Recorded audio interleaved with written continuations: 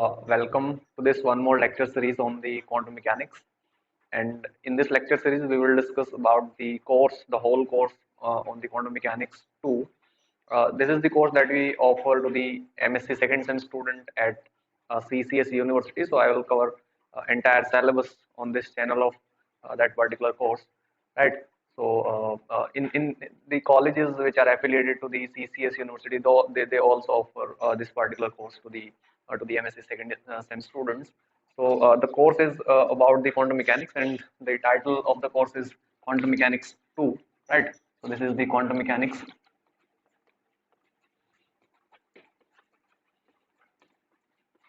2, and this course is for the second sem students, second sem M.Sc Physics students.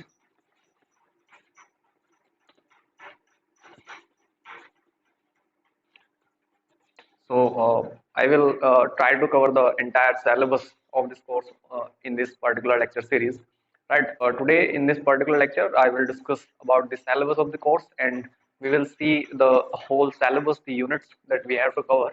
So the course has 5 total units, and the first unit number 1 is about the time dependent perturbation theory. In the last course, the first SEM course, you have studied about the time independent perturbation theory. Right? With that, you have studied about the variational methods, the WKB approximation methods. All those methods were the approximation method to solve the Schrodinger equation for different situations. But in this course, we will start deriving the expressions for transition probability in the theory called time dependent perturbation theory. So we will start studying time dependent perturbation theory, right? So the first unit is about the time dependent perturbation theory. Time dependent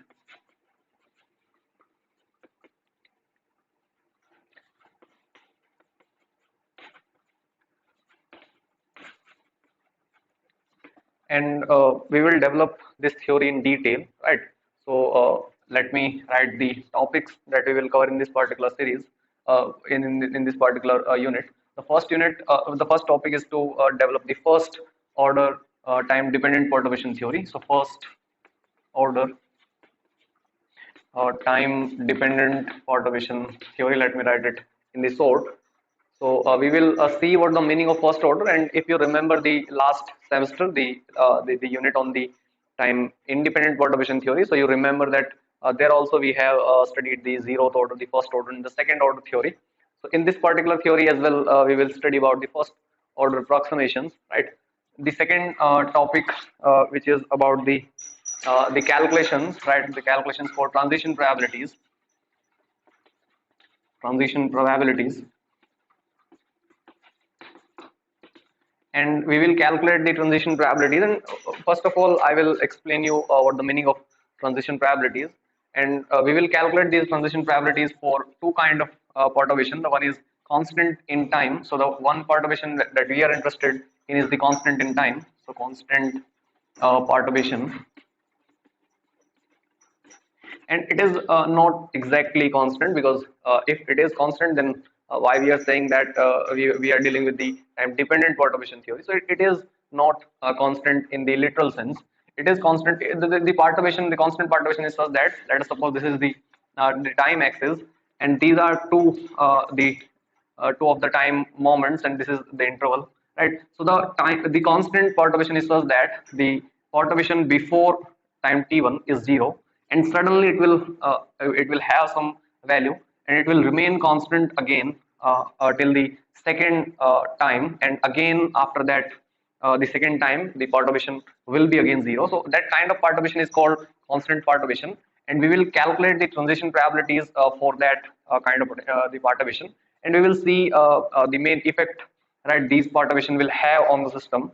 And we will see that under these kind of perturbation, system that we are dealing with will not absorb or emit any kind of energies, right? But when we will deal with the second kind of perturbation, which are the harmonic perturbation. So harmonic perturbation,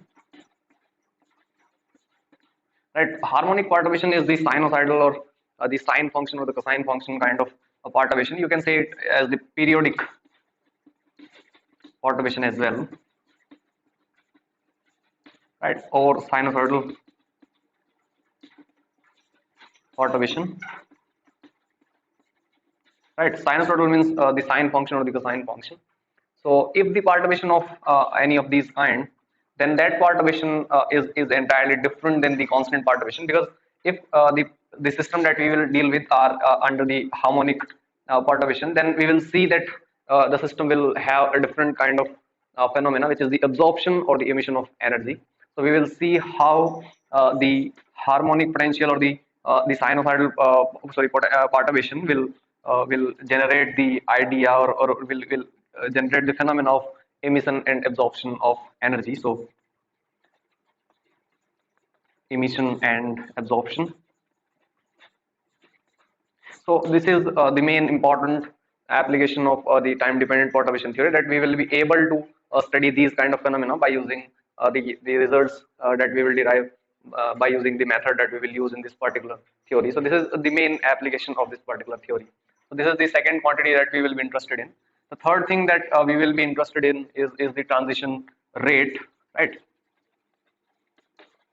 Transition rate, and the transition rate that we will be interested in is the kind of rates in which the state will make transition from the discrete energy level to some kind of continuum, right? Continuum, which is just the states which have very small gap in between any of the two states. So that kind of state is just like continuum, and if the state if the transition is just from the discrete state to one of those continuum states, right? In that case, there is one very famous relation, right, which is called Fermi golden rule.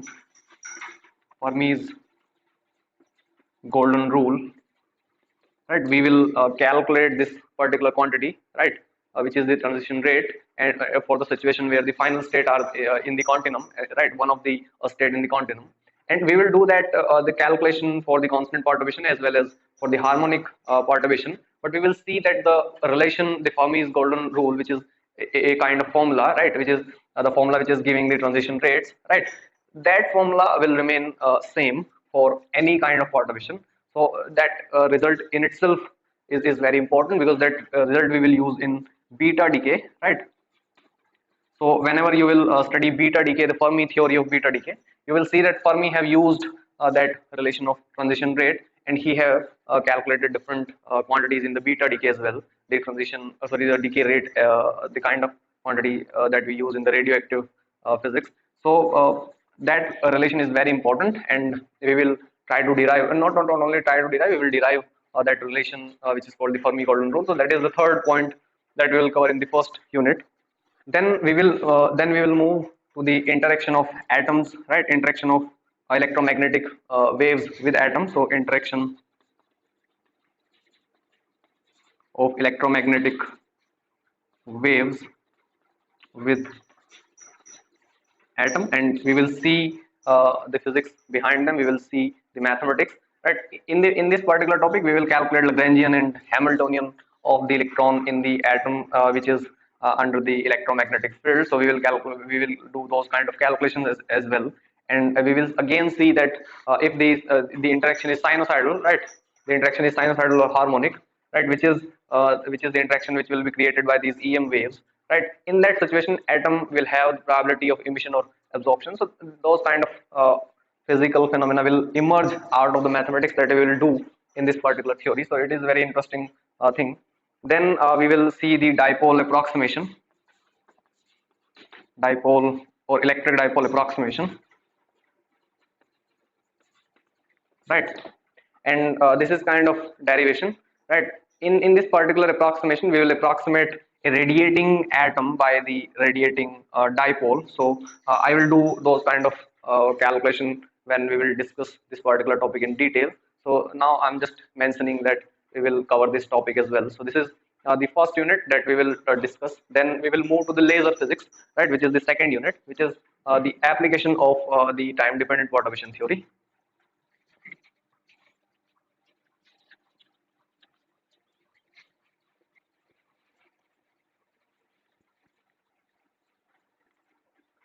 So the second unit second, is a kind of application of time dependent perturbation theory. And the application that we are interested in is the laser physics. So we will study about the Einstein's coefficients, right?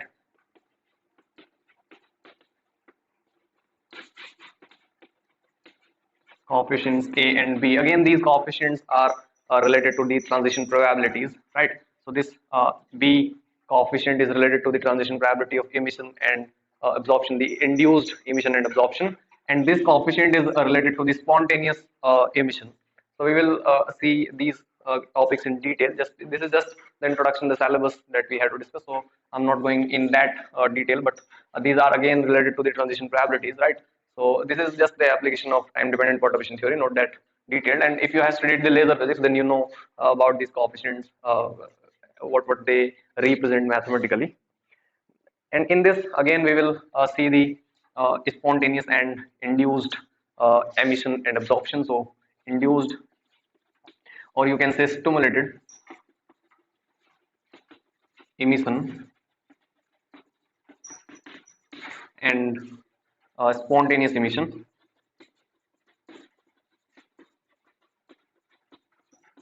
So if you have studied about the laser physics, then you know the laser itself, the word laser, light, right? The word laser is just light amplification by stimulated emission of radiation. So this is just a process that we will use, which is called the stimulated emission, which is the induced emission, if you know, and we will use that process to amplify light, right? So this is what the laser is, and we will see how the working of laser as well. So we will see the physics, or you can say working physics of laser, physics of laser, right? I will tell you what the pumpings are, what different processes are in the lasers, right? And we will see how laser work, and I will just give you example of neon helium laser and the gas laser, the semiconductor laser, the kind of those lasers. And I will show you the working in any of these lasers, right? In particular, we will discuss about the helium neon laser. So this is the second unit, right? This is all about the lasers, which are applications of time-dependent perturbation theory. Then we will move to the fourth unit, right? So in the lecture series, we will first discuss the fourth unit, and then fifth, and in last we will discuss about the third unit, right? So the fourth unit, unit fourth, is about the relativistic equations. So relativistic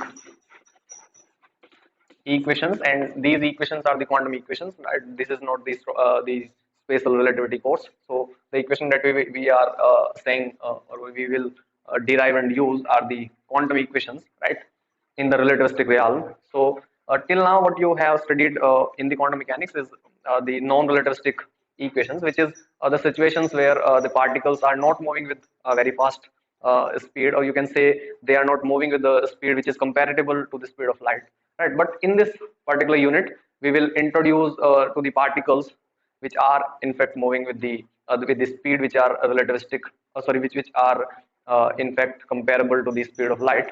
So we will see what the changes will be in the physics, and what we have to do to understand those phenomena. So the first thing we will do in this unit is the derivation, or the study of Klein-Gordon equation. So Klein-Gordon equation, right, which is the equation for bosons, right, like photons and the particles which has integral spin, right? Not only that, when we will we will introduce we will derive the Klein-Gordon equation. We will see that by using that equation, we will see the concept of probability density and the probability current density will get changed, and we have to just redefine those concepts, right? They will not be same as we were using in the non-relativistic quantum mechanics. So we will see the new concepts of probability density, right?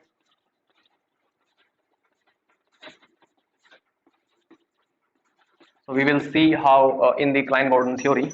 So in the Klein-Gordon theory, okay. So we will see a little bit history of the relativistic quantum mechanics as well, right? And you will see that the Klein-Gordon equation is also known as Schrodinger equation, because Schrodinger have already derived this equation, but these two people, the Klein and Gordon, don't know the work of Schrodinger, and they independently derived this particular equation. So that's why we call this equation as Klein-Gordon equation. Now the second topic is probability density, and the third topic is the difficulties in Klein-Gordon, right? So difficulties in Klein-Gordon theory, right? The one is that this particular theory is just for the bosons, right? So we will see what are the other difficulties in this particular theory. So this is what we will discuss about the Klein-Gordon equation. Then we will move to the Power-Dirac equation, right? So we will see the Dirac equation, and this equation we will study for free particles, for free electrons. So as you can just see that this particular equation is for electrons, and electrons are fermions. So this equation is the equation that will cover the fermions. So this is the first topic that we will see. We will first derive, or you can say just we will see what the Dirac equation is, right? And then we will solve this particular equation for free electrons, right? Which are the free particles. We will see the solution of this particular equation for free electrons. Then we will move to the Dirac matrices and spinors. So Dirac matrices, right? This is a very important topic from the exam perspective as well, because there are so many questions they ask on the Dirac matrices, right? So these are alpha and betas. So uh, we will do a very detailed discussion on the Dirac matrices and spinors as well, right? So it is just the topics that I'm mentioning, and I'm just giving you a little bit hint about the topics, right? I have this particular syllabus, and you all have that syllabus as well. So as I said that we will solve this Dirac equation for free particle. That will be the plane wave solution. So again, in the Dirac theory, the concept of charge and current density will be changed, right? So charge and current density, and we will see how these two concepts will get changed. Even these are the new concepts, and we will see from where the most successful thing about the Dirac theory is that Dirac somehow derived the intrinsic spin of the electron. So we will see how Dirac theory have uh, given the expression for the intrinsic spins. So we will study about the existence of spin and magnetic moment, existence of spin and magnetic moment of electrons, right? So this is the derivation that we will do in the coming lectures, and this will be an interesting derivation, right? We will see how exactly the intrinsic spin, which is the ad hoc, you can say, a hypothesis in the non-relativistic quantum mechanics. And here in this Dirac theory, this will be some kind of the outcome of the calculation. So it is in the theory of Dirac. So this is not something that Dirac assumed, right? He has shown by using calculation that this is the spin that electron must have to satisfy some of the mathematical relations, right? So we will see that as well. Then this is the fourth unit, right? Then we will move to the fifth unit, which has just three of the topics, again on the Dirac theory, right? Unit 5. And in unit 5, we just have to solve the Dirac equation for central potential. So Dirac equation, right? Solution for central potential. Okay. In this particular topic, we will solve this Dirac equation for free particle, and in this topic, we will solve this particular equation for the central potential, which is the potential which you have studied the hydrogen atom, which was the central potential. And in this particular unit as well, we will study the hydrogen atom as well, right? This is the first topic, and the second topic that we will see is the energy level of hydrogen atom. As I was saying, that we will solve Dirac equation, and we will calculate the energy levels of hydrogen atom by using Power-Dirac equation, right? So this is the second topic, and the third one is the covariant form of Dirac equation.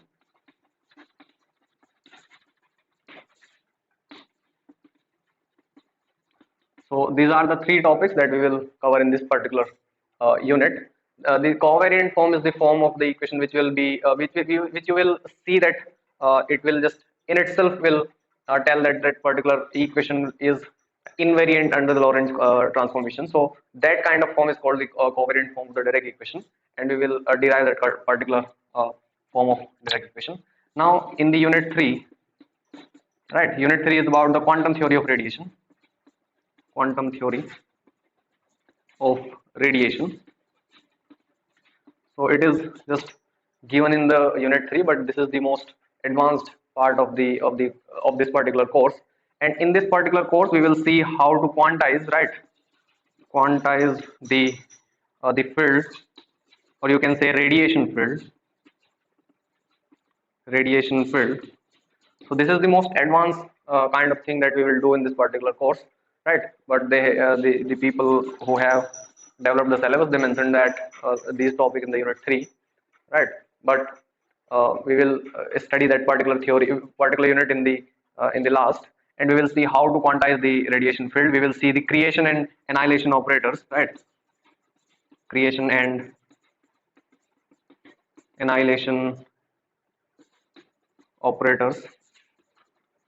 Right, you have studied the ladder operators in the non-relativistic quantum mechanics corresponding to those operators in this particular field theory. Right, this is a kind of quantum field theory, an introduction to quantum field theory, which is more advanced theory than the relativistic quantum mechanics. Right, so the quantum field theory is just more advanced part of the relativistic quantum mechanics.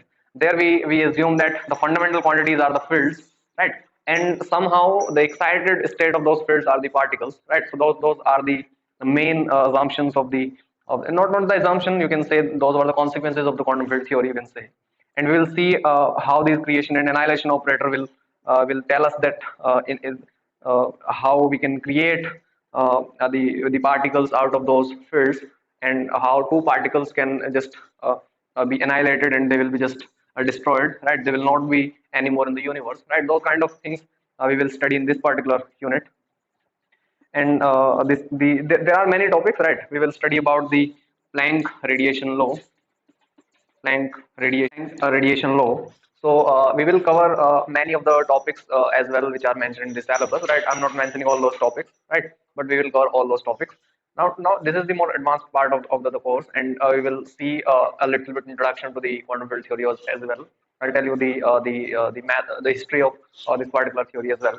So this is the entire syllabus of the course on the quantum mechanics 2 that we will cover in this particular course. These are the topics, and this is the course which again I mentioned that it is offered to the M.Sc second semester student CCS University, and I hope that you will enjoy the whole course with me in this particular lecture series.